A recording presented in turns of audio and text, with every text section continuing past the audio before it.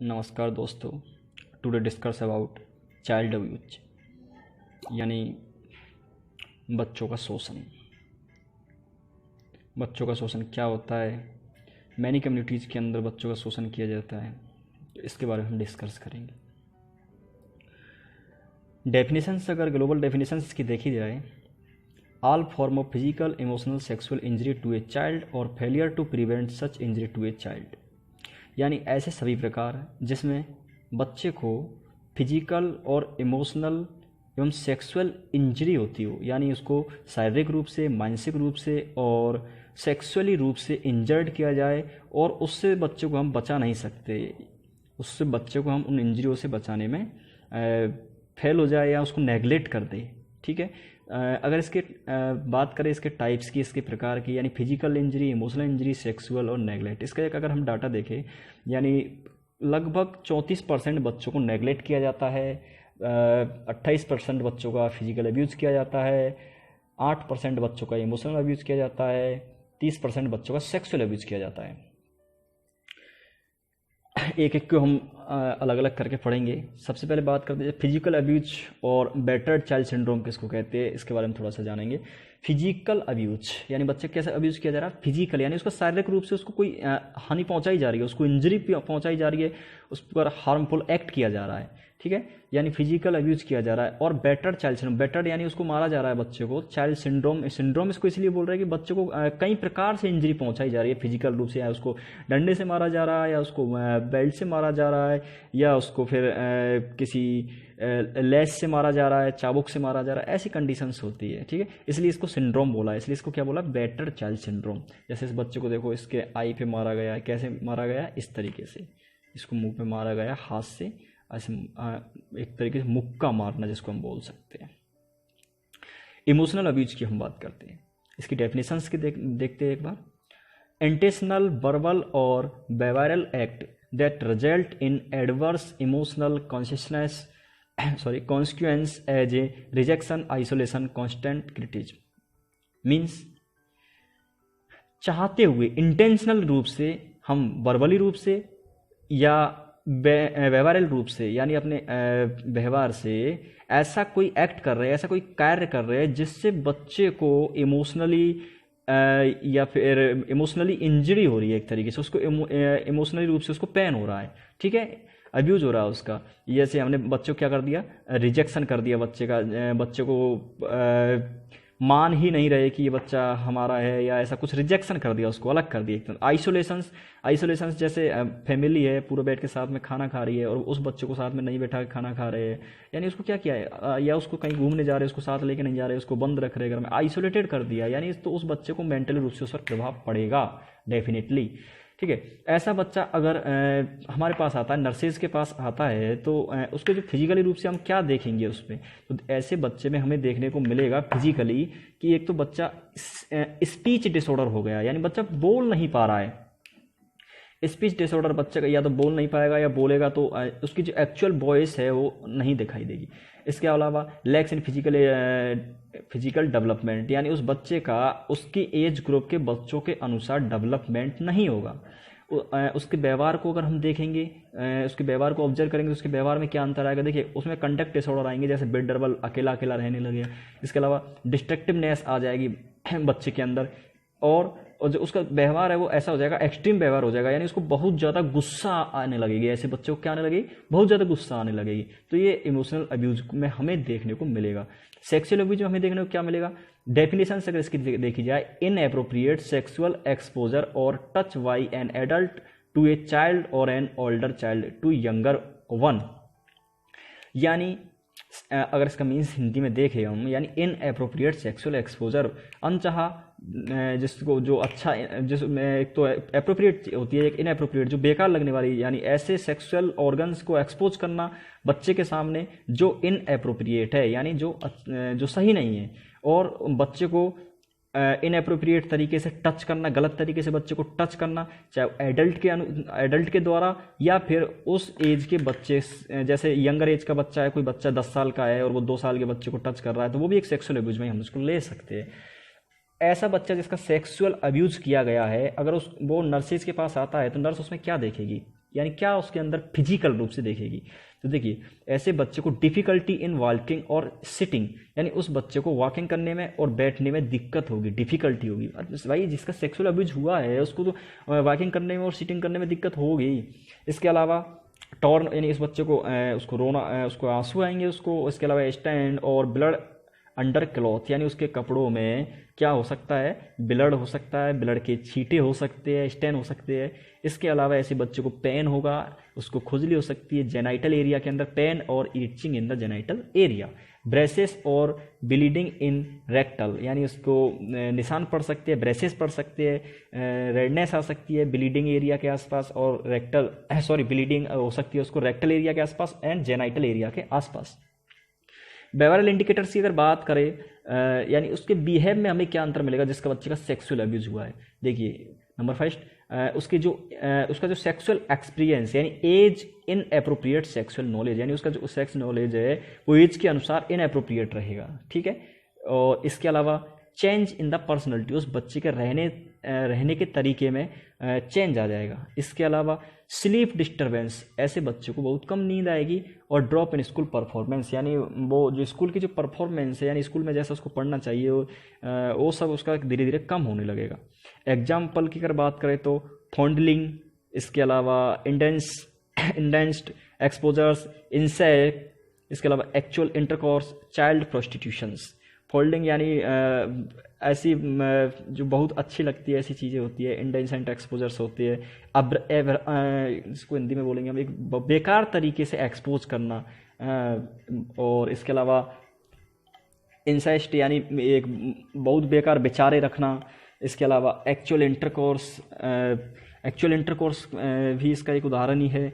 इसके अलावा चाइल्ड प्रोस्टिट्यूशंस में चला जाएगा बच्चा, कैसे किस में चला जाएगा, चाइल्ड प्रोस्टिट्यूशन में चला जाएगा। एक्चुअल इंटरकोर्स करने लगेगा, गलत विचार रखने लगेगा।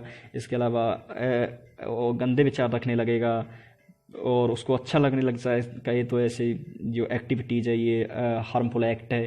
तो ऐसी एग्जाम्पल्स हमें देखने को सेक्सुअल अब्यूज में मिल जाएंगे।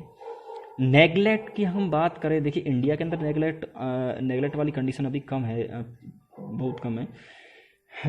इसकी डेफिनेशन हम देखी जाए, failure to provide sufficient food, clothing, shelter, medical care, education to the child, यानी ऐसी कंडीशंस जिसमें हम बच्चों को प्रोवाइड नहीं करा सकते सफिशिएंट, यानी एक मात्रा में जितना उसको खाना चाहिए उतना खाना नहीं दे सकते, उसको हम कपड़े नहीं दे सकते, नहीं दे रहे, दे सकते नहीं, हम उसको खाना नहीं दे रहे, हम उसको कपड़े नहीं दे रहे, उसको हम रहने के लिए घर नहीं दे रहे, उसको जो मेडिकल केयर की जो ज़रूरत है उसको उसकी देखभाल के लिए वो हम नहीं दे रहे, बच्चों को एजुकेशन प्रोवाइड नहीं कर रहे। यानी मीन्स उस बच्चे को क्या है भाई, ये सब क्यों नहीं दे रहे हो, क्योंकि उसको बच्चों को आप नेगलेक्ट कर रहे हो, उसको अनदेखा कर रहे हो ऐसे बच्चे को, ठीक है। तो ऐसा बच्चा जिसको नेगलेक्ट किया गया है, ऐसा बच्चा अगर नर्स के पास में आता है तो नर्स को जो फिजिकली रूप से उसमें देखने को क्या मिलेगा, तो उसमें कांस्टेंट हंगर, यानी बच्चा लंबे समय से भूखा है ऐसा लगेगा, ऐसा होगा, क्योंकि जो बच्चे को सफिशिएंट फूड नहीं दिया गया है तो वो तो लंबे समय से भूखा रहेगा ना, कांस्टेंट हंगर। इसके अलावा उसकी जो हाइजीन है वो पुअर हाइजीन, यानी वो साफ़ सुथरा नहीं रहेगा, गंदा रहेगा, क्योंकि बच्चों को नेगलेक्ट किया गया है। इन अप्रोप्रिएट क्लॉथ, यानी बच्चा कैसी भी गलत सलत तरीके से कपड़े पहने रहेगा। उसके बिहेव को अगर देखेंगे तो बेगिंग और सेटलिंग फूड, यानी वो बच्चा खाना मांगने लगेगा या फिर खाने को चुराने लगेगा, सेटलिंग फूड यानी खाना चुराने लगेगा। फ्रीक्वेंट स्लीपनेस, और उस बच्चे को बार बार क्या आएगी, नींद आएगी। क्यों? क्योंकि वो माल न्यूट्रेट है बच्चा, उसके अंदर न्यूट्रिशन की कमी है, इसलिए उसको बार बार नींद आ रही है।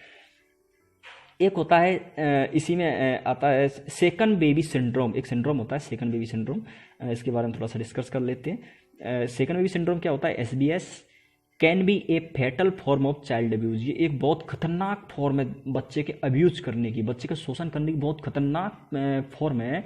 कैरेक्टराइज बाइज इंट्राक्रेनियल हेमोरेज, इसको कैसे पहचान सकते हैं हम, बच्चे को क्या हुआ, इंट्राक्रेनियल हेमोरेज, यानी बच्चे के सर में ब्लीडिंग होने लगती है, सर में इंटरनली ब्लीडिंग, बाहर नहीं इंटरनली ब्लीडिंग होने लगती है।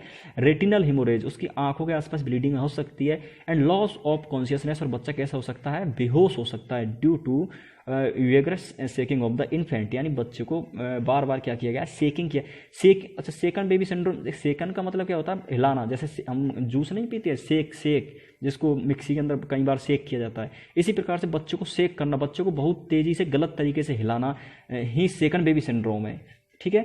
इसके बारे में इसके अलावा हम इसके अगर फैक्ट देखें, यानी क्या इसके फैक्टर्स देखिए, फैक्ट इसके ये है, shaking is a more likely to be done by a male, यानी जो बच्चे को ज़्यादातर जो हिलाया जाता है ज़ोर ज़ोर से, वो फीमेल के द्वारा कम और मेल के द्वारा ज़्यादा हिलाया जाता है। ऐसा पाया गया है स्टडीज़ के अंदर। 76% जो शेकर, जो 100% केस आते हैं शेकर के, उसमें 76% ऐसे होते हैं जो फादर्स के द्वारा किए गए, एक्ट किए गए हैं। इसके अलावा जो फीमेल है, अगर फीमेल बच्चे को हिला रही है ऐसे बहुत तेज़ी से, गलत तरीके से बच्चे को झजोड़ना, हिलाना, झजोड़ा है, तो वो ज़्यादातर जो बेबी केयर टेकर होती है, बेबी सीटर होती है, उनके द्वारा किया जाता है। यानी जो दाई वगैरह नहीं होती है, जो बच्चे को खिलाने के लिए रखते हैं लोग, जो जॉब वाले जो कपल्स होते हैं वो रखते हैं, तो उनके द्वारा जो दाइस वगैरह होती है या जो बेबी केयर टेकर होते हैं, उनके द्वारा ऐसे केसेस देखने को मिलते हैं। इसके अलावा अबाउट 70% जो बच्चे होते हैं वो मर जाते हैं ऐसी कंडीशंस में, किल्ड हो जाते हैं, ठीक है, और 30% ही जिंदा बच पाती है। जो भी बहुत ज़्यादा उनके अंदर परमानेंट इंजरी हो जाती है, यानी वो फुलफिल नहीं, वापस से रिहेबिलिट नहीं हो पाते बच्चे, वापस से उस स्थिति में नहीं आ पाते, परमानेंट इंजरी हो जाती है। 1 in 4 baby die as a result of this, यानी जो बच्चे होते हैं अभी बताया 70% मर जाते हैं, बताया ना। देखिए जैसे अब इसमें देखिए कैसे हिलाया जाता है बच्चों को। अभी सेकंड बेबी सिंड्रोम आपको समझ में आएगा। जैसे ये देखिए फादर से डू दिस, इस तरीके से बच्चे को हिला रहा है, यानी तेज़ी से। तो इसमें क्या होगा, जो ब्रेन होता है हमारा एक तरीके से पानी, देखिए इस साइड में देखिए जो ब्रेन होता है, ये देखिए ये पानी के तरीके से उसमें रखा हुआ है। जब आप एनाटॉमी पढ़ोगे समझ में आएगा, यानी ब्रेन अंदर फिक्स नहीं है एक तरीके से। तो इसको अगर तेज़ी से अगर हिलाएंगे तो बच्चे का ब्रेन इस तरीके से आगे पीछे लगेगा, चोट पहुंचेगी बच्चे को, इंटरनली ब्लीडिंग हो सकती है, ठीक है। और कैसे ब्लीडिंग, जैसे ये इधर से इधर ब्लड देखो इसमें लग रहा है ना, इधर जाके यहाँ लगा है, ये देखो ये निशान देखो, यहाँ जाके ब्रेन लगा है इसका, इसको हिलाया गया बच्चे को। और या फिर ऐसे ऊपर की साइड हम बच्चों को उछालते हैं ना, ये बहुत नॉर्मल है इंडिया के अंदर, ऊपर की साइड बच्चों को उछालना, ऐसा नहीं करना चाहिए। इससे बच्चे के दिमाग में चोट पहुंच सकती है और इस तरीके से इंटरनल ब्लीडिंग हो सकती है क्रेनियल कैविटी के अंदर, ठीक है, जिससे बच्चों को कई सारे नुकसान हो सकते हैं। इसलिए कभी बच्चे को सेक नहीं करना चाहिए, बच्चे को ऐसे झंझोड़ना नहीं चाहिए, हिलाना नहीं चाहिए। क्योंकि अगर ज़्यादातर कब करते हैं हम ऐसा, जब बच्चा रोता है। तो एक बात आप याद रखना कि crying can't kill a baby but shaking can, यानी बच्चा रोने से नहीं मरने वाला, लेकिन सेकिंग करने से मर सकता है। समझे बात को। 3 major component of the child abuse. Child abuse के अंदर 3 मेजर कंपोनेंट होते हैं, बच्चा, केयर गिवर और स्ट्रेस, बराबर child abuse. Consequence of the child abuse के इसके कॉन्सिक्वेंस क्या है, इसके बारे में जानने के लिए, डेथ और डिसएबिलिटी इन सीवियर केसेस, यानी ज़्यादातर केसेजों में डेथ हो जाती है या बहुत ज़्यादा डिसएबिलिटी हो जाती है। सीवियर केसेस के अंदर डिसएबिलिटी यानी बच्चा मेंटल रिटार्डेड हो सकता है, बच्चे के अंदर और भी कई सारी साइकेट्रिक दिक्कतें आ सकती है। अफेक्टेड एंड वायलेंट डिसऑर्डर्स हो सकते हैं बच्चे के अंदर, यानी बच्चा स्टूपर हो सकता है। इसके अलावा डेवलपमेंट डिले, उसका बच्चे का डेवलपमेंट, क्योंकि जिसका ब्रेन अगर इंजर्ड हो गया तो उसका डेवलपमेंट तो डिले होगा। लर्निंग डिफिकल्टीज हो सकती है, क्योंकि ब्रेन के अंदर चोट पहुंची है तो ब्रेन का जो सेंटर, जो लर्निंग का जो सेंटर है, जो सीखने का सेंटर है, वहाँ दिक्कत हो सकती है, डिफिकल्टीज हो सकती है उसको सीखने में। फेलियर टू थर, वैसे बच्चे को ग्रोथ रिटार्डेशन हो सकता है। इसके अलावा साइकेट्रिक डिसऑर्डर्स हो सकते हैं उसको। और अगर बार बार ऐसी साइकिल्स को करते रहेंगे तो ये साइकिल्स बार बार दोहराती, बार बार ऐसी साइकिल्स बढ़ेंगी, ऐसे केसेस बढ़ेंगे। इसके अलावा विरसेस हील व्हाट पेन लाइट्स फ्रॉबर। देखिए अगर किसी को हाथ से मारा गया तो उसके विरसेस यानी उसके जो निशान पड़े वो हील हो सकते हैं, यानी वो भर सकते हैं। लेकिन अगर किसी बच्चे को इंटरनली पेन हो गया है, उसके मतलब ऐसा हो गया है कि उसको क्रेनियल इंजरी हो गई है या क्रेनियल ब्लीडिंग हो गई है, ब्रेन के अंदर इंजरी हो गई है, तो ये ज़िंदगी भर नहीं भर पाएगा, ज़िंदगी भर नहीं भर पाएगा। बेटर चाइल्ड सिंड्रोम, देखिए इस बच्चे को नोज पे मारा गया है तो इसको बेटर चाइल्ड सिंड्रोम में हम ले सकते हैं। बेटर चाइल्ड सिंड्रोम की देखिए डेफिनेशंस देखते हैं, यानी ये फिजिकली अब्यूज है। Battered child syndrome physically abuse ही है। इसकी अगर डेफिनेशन देखें तो clinical condition characterize by the repeated intentional act of trauma to a young child. Deprivation of food and water is a variant of this trauma, also called child abuse syndrome or non accidental injury. देखिए एक होती है accidental injury, एक non accidental injury. Accidental injury यानी जैसे bike से कोई गिरा है तो एक्सीडेंटल इंजरी है। नॉन एक्सीडेंटल इंजरी यानी जो जानबूझ के हमने उसको पहुंचाई है। देखिए इसमें क्या लिखा है, क्लिनिकल कंडीशन, ये एक ऐसी क्लिनिकल कंडीशन होती है जिसके जो लक्षण है उसको हम पहचानेंगे। रिपीटेड इंटेंशनल एक्ट यानी कोई जानबूझ के ऐसा काम किया गया है जिससे बच्चे को ट्रॉमा हुआ, यानी बच्चे को चोट पहुंची है, ठीक है, और उसको खाना नहीं दिया गया है, उसको पानी नहीं दिया जा रहा है, तो ऐसी स्थिति में, इसका नाम क्या है इस स्थिति का, बेटर चाइल्ड सिंड्रोम। ऐसी स्थिति में हमें क्या देखने को मिलेगा, क्या क्या हो सकता है बच्चे को, देखिए उसको सॉफ्ट टिश्यू इंजरी हो सकती है, उसको थर्मल इंजरी हो सकती है, यानी उसको जलाया गया हो, कैसे कैसे इसको किया जाता है spectrum of injury, soft tissue injury, thermal injury, skeletal injury, internal injury जैसे ब्रेन, अब्डोमिनल और आई में। आगे समझते हैं ऐसे बच्चे का डायग्नोस कैसे करेंगे। डायग्नोस करने के लिए एज ऑफ द चाइल्ड, बच्चे की जो infant can be of any age but the majority are under 2 year, it more likely to be male than female, unwanted और इलिजिमेटेड चाइल्ड। इसमें क्या होता है, जो इन्फेंट है ज़्यादातर किसी भी एज में ऐसा हो सकता है बच्चे के साथ में, लेकिन ज़्यादातर जो मेजॉरिटी केसेज देखने को मिलती है वो 2 साल तक के बच्चों में देखने को मिलती है, ठीक है। और ये मेल के बजाय फीमेल्स के अंदर ज़्यादा ऐसा देखा गया है, जिसको जो ऐसी फीमेल्स है, यानी जो ऐसे जन्मे बच्चे हैं जो अनवांटेड है, यानी जिसको माता पिता चाह नहीं रहे थे लेकिन अनवांटेड तरीके से बच्चा हो गया है, या फिर इलीगल बच्चा है, यानी इलीगल बच्चा जिसकी जैसे शादी नहीं हुई है या शादी हुई है लेकिन बच्चा किसी और का है, ऐसे इलीगल चाइल्ड के साथ में ऐसी घटनाएं देखने को ज़्यादा मिलती है। सोशल क्लास की अगर बात करें, इसका सोशल के क्लास के अनुसार अगर डिवाइडेशन करें तो मिडिल क्लास फैमिलीज के अंदर ऐसा देखने को ज़्यादा मिलता है। वैसे तो सबके अंदर मिलता है, any social class can be involve, but the lower middle class, जो लोअर मिडिल क्लास होती है, मिडिल क्लास से भी और लोअर होती है जो फैमिलीज, उनके अंदर ऐसे रिस्क ज़्यादा होती है इसकी करने की। क्लिनिकल फाइंडिंग अगर इसमें है देखा जाए तो more common in the skin and the skeletal either. जैसे देखिए evidence of injury as old और रिसेंट ब्रेसेस, यानी ऐसे बच्चे को जिसको मारा पीटा गया है उसकी स्किन पर हमें रेसेस देखने को मिलेंगी, ठीक है, जो ओल्ड भी हो सकते हैं यानी पुराने हो सकते हैं और अभी के भी हो सकते हैं। उसकी फ्रैक्चर्स हो सकते हैं बच्चे के बोन्स वगैरह में, उसको बच्चे के बर्न्स हो सकता है यानी बच्चे को जलाया गया है। इसके अलावा स्केल्स मीन्स भी जलाना ही होता है। इसके अलावा बाइट्स, काटा गया है बच्चे को, जैसे कई बार काट लेते हैं ना जो केयर टेकर्स होते हैं वो अपना क्या बोलते हैं भड़ास निकालने के लिए।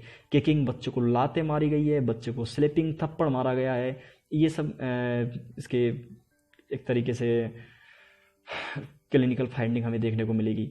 और ये नेगलेक्ट किया गया या फिर बच्चे को नेगलेक्ट किया गया, ऐसे एविडेंस भी हमें देखने को मिल सकते हैं। देखिए नेगलेक्ट का एविडेंस हमें एक सबसे बड़ा एविडेंस होता है, जो बच्चा नेगलेक्ट किया गया है ना वो स्टारवेटेड होगा यानी भुखमरी का शिकार होगा, बच्चे के अंदर वजन कम होगा, उसके अलावा बच्चे डिहाइड्रेट होगा, माल न्यूट्रेट होगा, यानी बच्चे के अंदर न्यूट्रिशन की कमी होगी जिसको नेगलेक्ट किया गया। क्यों? क्योंकि उसको खाना वाना दिया नहीं गया है, उसको नेगलेक्ट किया गया। तो ऐसी कंडीशन देखिए यहाँ पे हमें सारी चीज़ें दिखाई गई है। जैसे कॉन्स्टिट्यूशन यहाँ पे देखिए, सबसे पहले हम देखते हैं, देख इस बच्चे को सर पे मारा गया तो यहाँ पे नील पड़ी हुई है, ठीक है। और हमें क्या देखने को मिल सकता है, ऑर्बिट एडिमा, यानी आँख पे अगर मारा गया तो चारों ओर सूजन आ जाएगी, एडिमेटस हो जाएगा।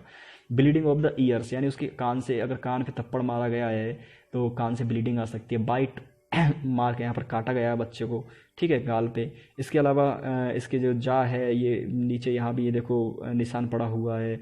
इसके अलावा multi finger tip constitution the chest बाल, देख चेस्ट बाल पे मल्टी फिंगर टिप्स यानी नोचा गया है बच्चे को। ओपन हैंड प्रिंट यानी बच्चे को मारा गया है इसलिए इसके उंगली के निशान उसके पेट पर पड़े हैं। इसके बाद लेस मार्क लूप यानी बच्चे को चाबुक यानी किसी रस्सी से या किसी से मारा गया तो उसके पैर पर देखो निशान पड़े हुए है ना। इसके अलावा और भी हम देखने की कोशिश करते हैं, जैसे नेजल ब्रिज यानी इसका नाक पे मुक्का बना के मारा गया हाथ का। ब्लैक आई यानी उसकी आंख पे मारा गया है, थोड़ा पुराना हो जाता है एक दो दिन, उसके बाद ब्लैक पड़ जाती है आई, तो ये भी हमें देखने को मिल सकता है। इसके अलावा constitution over the zygomatic arch पे भी देखो यहाँ बोन होती है, बोन निकली होती है, आपको पता होगा गाल पे यहाँ थोड़ी सी एक बोन होती है, तो उसे मारा जाएगा तो ऐसा निशान पड़ जाएगा। लिप लेसरेशन यानी अगर किसी मुंह पर लिप पर मारा गया तो होठ बाहर की साइड आ सकता है, लेसरेशंस हो सकता है। इसके अलावा जो मार्क है सिमेट्रिकल बोथ आर्म पर सिमेट्रिकल मास, कैसे बच्चे को ज़बरदस्ती झजोरा गया, पकड़ा गया है हाथों से उठा के, तो उसके दोनों पे ऐसा मार्क हो सकता है। इसके अलावा जो एब्डोमिनल बाल है वहाँ पे भी निशान पड़ गया है। इसके अलावा देखिए उसके जो थाई है उस पर बेल्ट से मारा गया है। तो इस प्रकार के निशान बच्चे को देखने को मिल सकते हैं हमें जो फिजिकल अब्यूज किया गया है। ऐसे देखो ब्रेसेस कैसे पड़े इन बच्चों को, देखो इसके कान पे मारा गया है, इसके थाई पे मारा गया है, इसके हाथ पे बर्न, बच्चों को जलाया गया है ऐसे। ये पानी जैसी ये जो ब्रेसेस पड़े हुए, इसके अलावा ये देखो हाथ की स्किन जल गई है उसकी, यानी बच्चों को जलाया गया है। स्लीपिंग, बच्चे को थप्पड़ मारेंगे तो थप्पड़ मारने के बाद ऐसा निशान आपको देखने को मिलेगा उसके गाल पर, किसी ने खाया होगा तो याद भी होगा। इसके अलावा सिगरेट, हाँ ये हाई, ज़्यादातर हाई फैमिलीज में ऐसा होता है, ये सिगरेट वगैरह से बच्चों को जला देना, ये अल्कोहल वगैरह पी के जो लोग आते, ऐसे केसेज आपको देखने को मिलेंगे, बच्चे को इस तरीके से जला देते हैं, ऐसा इस निशान पड़ जाए तो सिगरेट से जलाने के बाद में। नेक्स्ट, हिस्ट्री ऐसे बच्चे कैसे कलेक्ट करेंगे। देखिए इस बच्चे की जब हिस्ट्री हम कलेक्ट कर रहे हैं तो a delay in bringing the child to hospital यानी उस बच्चा जब हॉस्पिटल में रहेगा तो उसकी चिंता रहेगी कि बच्चा हॉस्पिटल में, माता पिता को बहुत ज़्यादा चिंता रहेगी बच्चे हॉस्पिटल से निकले, क्योंकि वो कुछ उसके बारे में बता सकता है। इसके अलावा a significant discrepancy between the history giving by the parents and the clinical finding, यानी जो माता पिता है, पेरेंट्स है, जो हिस्ट्री दे रहे हैं, उन जो हिस्ट्री दे रहे हैं वो अगर उसको आप एक बार पूछोगे तो वो कुछ और कारण बताएंगे, बच्चे को ये निशान पढ़ने के दोबारा पूछोगे तो अलग कारण बताएंगे। अनएक्सप्लेन्ड माल न्यूट्रिशन, बच्चा माल न्यूट्रिशन का शिकार मिलेगा। इनकॉन्सिस्टेंट ऑफ वेगस एक्सप्लेनेशन, और जो माता पिता जो चीज़ बता रहे हैं वो अस्पष्ट होगी, यानी सही से वो बता नहीं पाएंगे। ठीक, नेक्स्ट इसके अलावा एक्सप्लेनेशन एग्जाम्पल की बात करें अगर हम तो a child with numerous bruises on the body totalling 80 on the face, neck, abdominal, back and legs, the male adult in the house claimed that is she had slipped while being bath. देखिए अगर history देखी जाए तो बच्चों के ज़्यादातर ये निशान कहाँ हमें मिलेंगे, फेस पे, नेक पे, एब्डोमिनल पे और बैक पे ये निशान हमें देखने को मिलेंगे। और अगर उनसे पूछेंगे उनके माता पिता से कि ये क्या हुआ है बच्चे को, तो वो कहेंगे कि ये गिर गया है या कुछ अलग बातें बताएंगे। ठीक है, लेकिन वो अपनी जो रियलिटी यानी बेगस बातें बताएंगे, स्पष्ट बातें बताएंगे, वो सही बातें हमें नहीं बताएंगे। एटोप्सी के अंदर भी इसको हम देख सकते हैं कि उसके अंदर हीमो पेरिटोनियम, इसके अलावा और भी रप्चर्स अंदर मिल सकते हैं। एटोप्सी यानी बच्चा की अगर डेड हो गई है तो उसके अंदर इंटरनल ब्लीडिंग हमें देखने को मिल सकती है।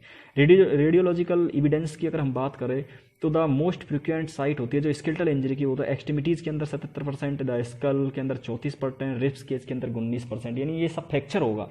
ठीक है, इपीफेशियल मेटाफेशियल फ्रैक्चर, इपीफेशियल मेटाफेशियल ये बोन का एक पार्ट होता है, ठीक है, लॉन्ग बोन का, तो वहाँ पर हमें फ्रैक्चर देखने को मिल सकता है। इसके अलावा मल्टीपल रिपीटेड फ्रैक्चर बच्चे को देखने को मिल सकते हैं, जैसे इस प्रकार से देखिए इसके बोन फ्रैक्चर हुआ है, रिब्स फ्रैक्चर हुई है, क्रेनियल फ्रैक्चर हुआ है। कॉजेज ऑफ डेथ, डेथ के क्या क्या कॉजेज रहेंगे। हेड इंजरी, बच्चे की मोस्ट हेड इंजरी उस बच्चे को हो सकती है। The most frequent causes of the death commonly सब ड्यूरल एंड सब आर्केनॉइड हेमोरेज, सब ड्यूरल और आर्केनॉइड ये ब्रेन की लेयरें होती है, इनके अंदर क्या हो गया, हेमोरेज हुआ है। इंजरी ऑफ द एब्डोमिनल यानी इंटेस्टाइन रप्चर हो गया उसका। इसके अलावा मिसेंट्रीज आर्टरीज जो होती है उसके अंदर वो फट गई है, टीयर्स हो गई है। इसके अलावा स्प्लीन रप्चर हो गई है। इसके अलावा लीवर लेसरेशन है, लीवर बाहर की ओर आ गया है। बर्न हो सकता है, जैसे शॉक हो गया, डिहाइड्रेशन हो गया, इन्फेक्शन हो गया, इन सब चीज़ों से बच्चे की डेथ हो सकती है। एटोप्सी में अंदर क्या फाइंडिंग आएगी हमें, एटोप्सी अगर बच्चे करेंगे तो देखिए मल्टीपल ब्रशेस यानी उसको निशान पड़ेंगे उसकी बॉडी पे, कहीं सिगरेट बर्न उसकी बॉडी पर मिल सकते हैं। मल्टीपल फ्रैक्चर एक्सरे में हमें मिलेंगे, उसके हेड में इंजरी मिलेगी हमें, ठीक है, और इसके अलावा एब्डोमिनल इंजरी हमें देखने को मिल सकती है। Thank you. नई वीडियो के लिए please share and subscribe my channel and press bell icon for new video.